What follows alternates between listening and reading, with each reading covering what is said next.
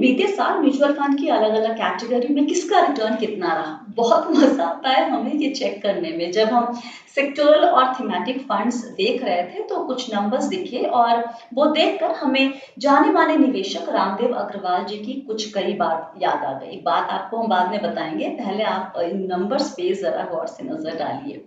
ABSL PSU Equity Fund 61.02%, Motilal Oswal Enhanced Value ETF 61.5%। In fact value funds के return का range बहुत ही शानदार रहा है, 24 से 61%, 24 से 61% के बीच में। Tata India consumer 37.48%।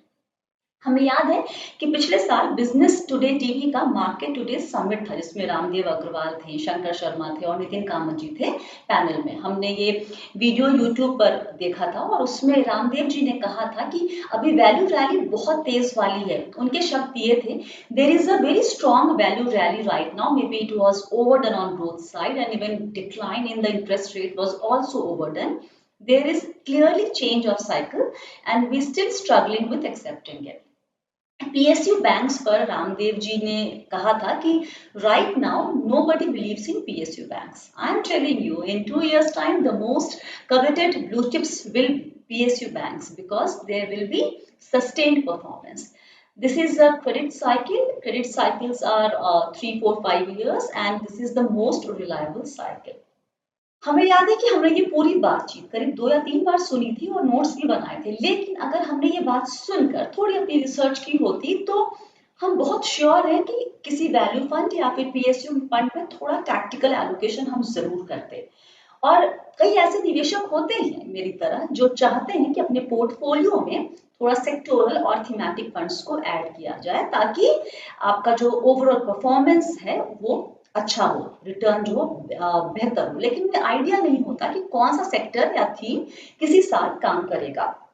तो हमने इस पर कीर्तन शाह से बात की और उनके जरिए आपको एक दिशा निर्देश देने की कोशिश कर रहे हैं कि 2024 में कौन से सेक्टर कमाई करवा सकते हैं। याद रखिए, कीर्तन की राय सुनने के बाद आपको खुद की रिसर्च भी करनी है। अब देखिए, आपको मेरा आंसर पता है कि मैं रिटेल इन्वेस्टर्स को डेफिनेटली सेक्टोरल सजेस्ट बेट नहीं के लिए करता नहीं हूँ कि आप बोलते हैं। सेक्टोरियल बेट्स लीजिए, और हम्म मैं इसीलिए छोटे सेक्टर्स के बेट की बात भी नहीं कर रहा हूँ। मैं हम्म इसीलिए आपके साथ probably logistics, transportation, defence, manufacturing, engineering, इनकी बात भी नहीं करूंगा, क्योंकि मुझे ऐसा लग रहा है ये बहुत छोटे सेक्टर्स है। और अगर आप एक तो सेक्टोरियल बेट ले रहे हो और उसके ऊपर से छोटे ले रहे हो, गलत हो गया तो बहुत मार पड़ सकती है। उल्टा पड़ेगा, हाँ। तो बड़े सेक्टर्स में मुझे ऐसा लग रहा है बैंकिंग और फाइनेंशियल सर्विसेज, IT और फार्मा, ये 3 सेक्टर्स बहुत अच्छा कर सकते हैं।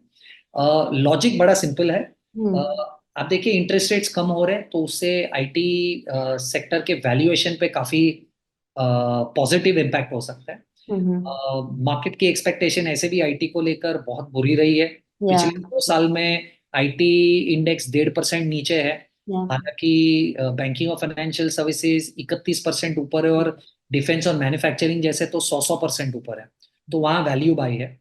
फार्मा भी पिछले 2 सालों में 19% ही ऊपर रहा है। हालांकि बुरा नहीं है, पर रिलेटिव कंपैरिजन से बहुत कम है। तो मुझे हमें ऐसा लग रहा है कि वैल्यू बाई में पैसा फार्मा में जाएगा और काफी अच्छी अर्निंग्स रिकवरी भी हो रही। हम्म और ये जो भी डिफेंस, इंजीनियरिंग, मैन्युफैक्चरिंग को लेकर कैपेक्स की बातें की जा रही है, इट इज नॉट पॉसिबल जब तक इनको फंडिंग ना मिले। तो वो हम्म लॉजिक है बैंक्स का। तो ओके। ये 3 सेक्टर मुझे ऐसा लग रहा है 2024 में अच्छा कर सकते हैं, बड़े सेक्टरों में से। तो कीर्तन को आपने सुन लिया, लेकिन अब सुनने की आपको क्या नहीं करना है।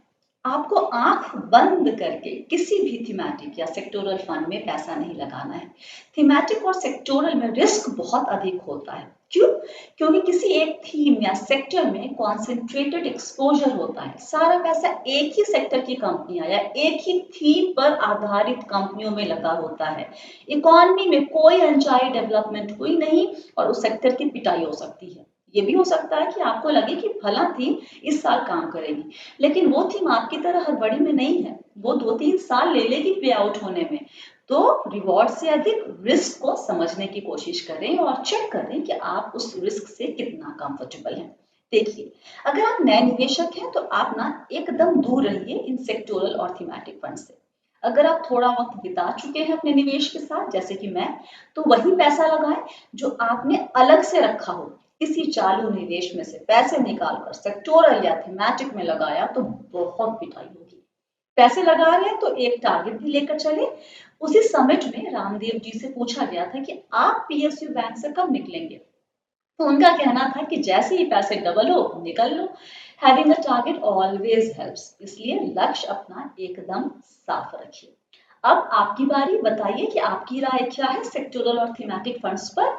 क्या आपने कभी खुद किसी सेक्टर या थीम पर बेट लिया है? अगर हाँ, तो रिजल्ट क्या निकला? अपनी कहानी, अपना अनुभव थोड़ा डिटेल में शेयर कीजिए ask@bewealthy.co.in पर। हम वो अनुभव बाकियों के साथ भी शेयर करना चाहेंगे। वीडियो लाइक करना और बी वेल्दी को सब्सक्राइब करना कतई ना भूलें। वीडियो पर राय देने के लिए, सवाल पूछने के लिए कमेंट सेक्शन का इस्तेमाल आप कर सकते हैं। याद रखिए, आप हैं मेरे यानी स्वाति के साथ, और हम हैं बहुत ही सावधानी और समझदारी के साथ अमीर बनने के सफर पर। वक्त देने के लिए बहुत बहुत शुक्रिया। आप सभी को बहुत सारा प्यार और दुलार।